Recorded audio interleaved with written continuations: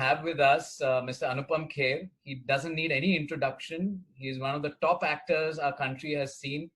He's acted in over 530 films, 100 plays, TV shows. He's a Padma Shri, Padma Bhushan awardee, and several other awards and accolades to his credit. We have with him today for a special session about his new book, which is being launched today. Your Best Day is Today. Mr. Kher, welcome to the session. Thank you, Navli. Always nice to see you, even though we are meeting virtually after many years, but happy to see you. Thank you.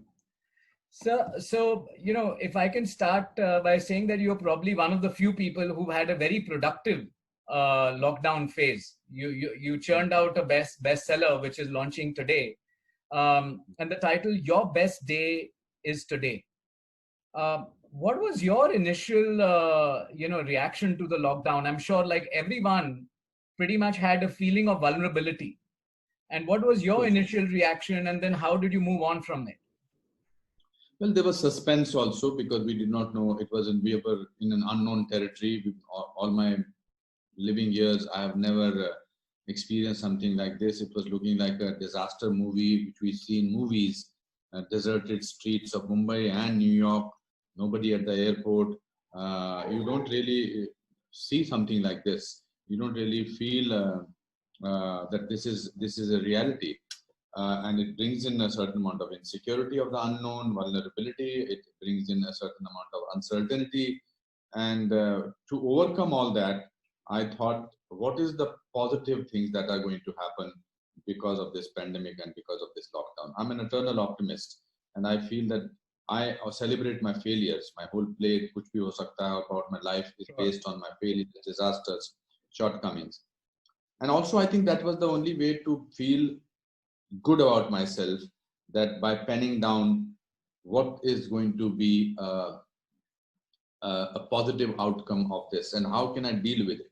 So it was more to address my own inner demons and feel better rather than thinking of writing a book or something like that. But I had this strong urge to write down what I felt so that I can communicate with the world, because I know that the world around us, like me, is also feeling a certain amount of uncertainty, a fear of unknown, depression, all those things. And sometimes when you pen down your thoughts, you confront your situation, and then you discover, no, it's a better world. So the first lesson that I learned from this lockdown and pandemic, that we suddenly decluttered our thoughts and our things.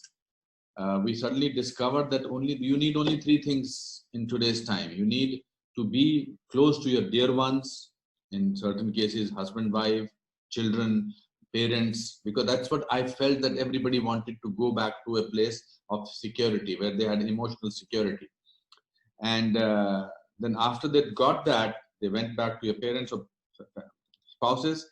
The second thing that was necessities, basic necessities, whether it's food or food also simple, not necessarily with exotic food, dal, roti, sabji, etc., etc. And the third thing, which was very important in this time, was Wi-Fi. That's it. So I discovered that how much we have chased other luxuries or other things, how we plan life, how we plan everything, that how many people must have in December, January decided, so this year we are going to holiday to this place, this is what I'm going to buy, my house, my luxuries, etc., etc. And one small virus changed that whole perception. So to start with, of course, I was insecure. Of course, I was feeling a sense of fear. Of course, I was frustrated, depressed at times. But writing this book was very cathartic. Writing this book really made me feel that I think we did deserve this, because we had really exploited Mother Earth very badly. We human beings totally forgot that there are other inhabitants in this world who are living with us.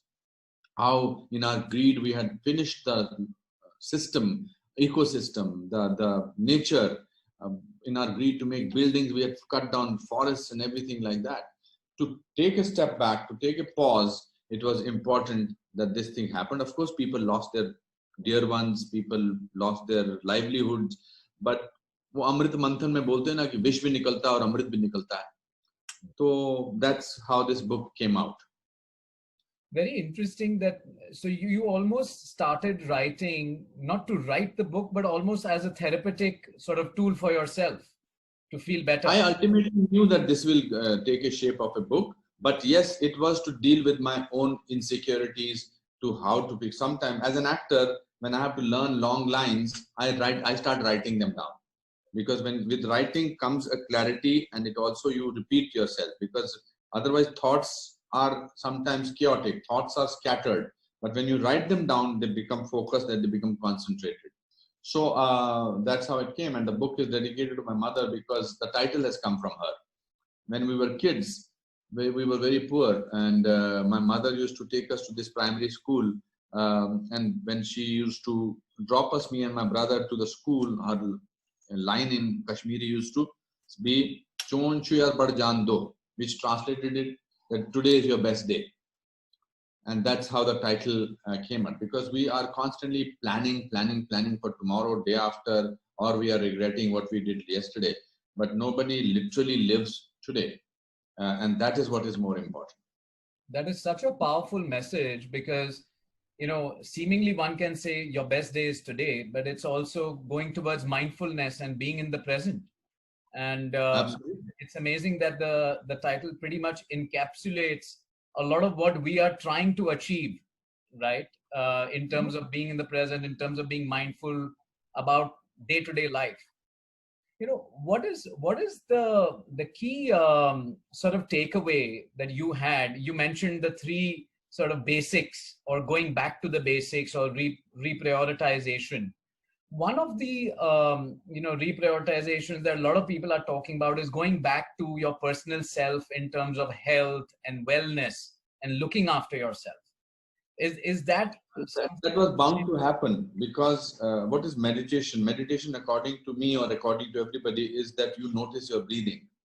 Once you start noticing your breathing, you get into this meditation mode. And in this lockdown period, every human being was noticing his or her breathing, because there was plenty of time to do that. And that's how I was decided that I must at least I should not sort of let go of myself, my physical need, or my mind. These are the two things which you need to control. These are the two things which you need to put at peace. If you're fitter in it, you fight it out situations, and if your mind is calmer, then you also deal with the situation in a different manner. But when you see people confused, when you tell them that I'm calm and I'm breathing and I'm meditating, that doesn't mean that you are not fearful. That doesn't mean that you don't feel insecure. That doesn't mean that you don't feel situation that, oh my God, what's happening? But it's your way of calming yourself. That's why optimism is not a choice. Optimism is very important to live with. Happiness is a choice that you decide. You need to decide that I want to be happy. So that is what was important. And I used to exercise regularly. I used to write. I made a schedule for myself, that from this time to this time I'll do this, from this time to do this. Because when you have nothing to do, you need to sort of make a timetable for yourself, because it's the nothingness of the situation which sort of makes you go haywire. So and also it also describes you as a person. How in adversity you behave is what courage is all about. That's it. And it also needs to be spread. You need to spread this positivity. This book, I'm showing you, is this book is an experience of my own. I have not quoted Chekhov or Arthur Miller or Lorca or Solzhenitsyn, etc., etc. This is a purely, that's why I think when people will read it, they will say, oh, I also went this, oh, I also went through this. So that is what the thought process behind writing this book is. Can you share one or two of the anecdotes or experiences which you have penned down in the book? Well, I think the most defining moment was that when my family members got COVID positive, my mother, my brother, my sister-in-law, and my niece. and this whole experience, how the hospital authorities really took care, how the common men were, other people were sending messages, and how we need to be very sensitive towards the family members of people who get COVID, because we suddenly the fear of virus getting affect you. You suddenly feel that I don't want to do anything with this person. No, I think it's very important that the message of love needs to be conveyed. I was always very uncomfortable talking about the topic of death. Because I think as you grow older, you start thinking, oh my God, how many years are you left with? But there is I personally feel it's my favorite chapter, that it took away the fear of death from my mind, and there's a chapter on that. I took a social media detox break for 3 weeks, which I thought I will never be able to do in my life, but I did that, and it made me feel that I'm capable of anything. Because you feel that you are a slave of your own habits, but when you challenge those habits and you overcome them, it's a very triumphant feeling. So there are so many chapters about it. Then how the doctors and the Safai Karamcharis and the police department, etc., have written something, have done some amazing work. So I will just read out 1 or 2 lines to you. What we need, I'm just randomly opened the page.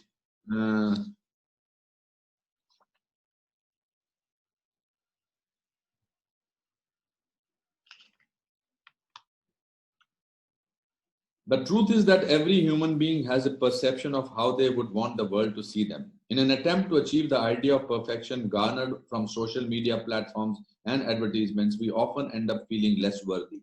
It's important to understand and accept ourselves the way we are while working towards our goals and desires.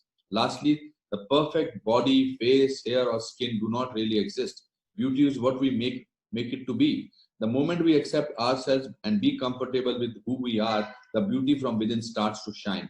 I've always believed if you want to look for beauty, learn to see a person's soul and you will find it. Profound. I mean, it's not that we've not heard this before, but I think the context. That's what I'm saying. That's exactly what I'm saying. ऐसा कुछ नहीं मैंने कुछ कमाल का लिखा है कि जो आपने सुना नहीं होगा.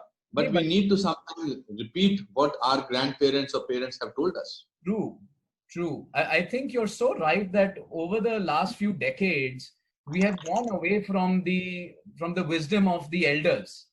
And exactly. You are, through this process of the lockdown, you have relived some of the wisdom.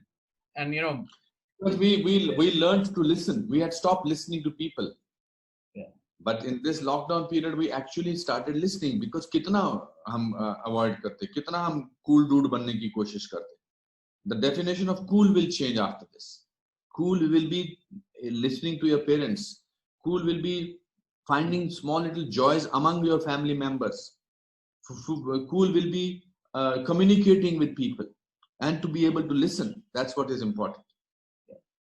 Since you mentioned that the definition of cool will change going forward, there's been a lot of discussion around how people have really started to reprioritize what is absolutely important.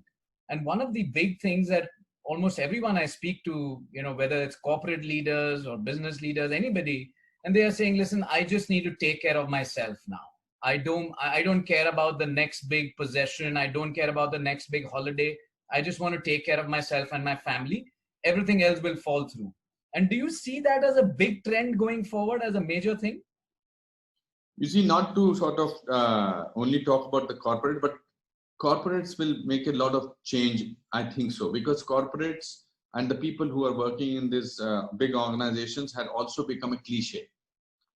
They had, over the period of time, this had become that this is how we are, this is how we represent ourselves. And in this conversation, I don't even know whether you are wearing a track pant or a matching trouser with it.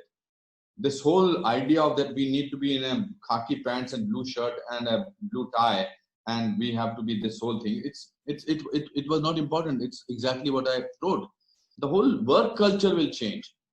People discover that living is about being in the surroundings that you are.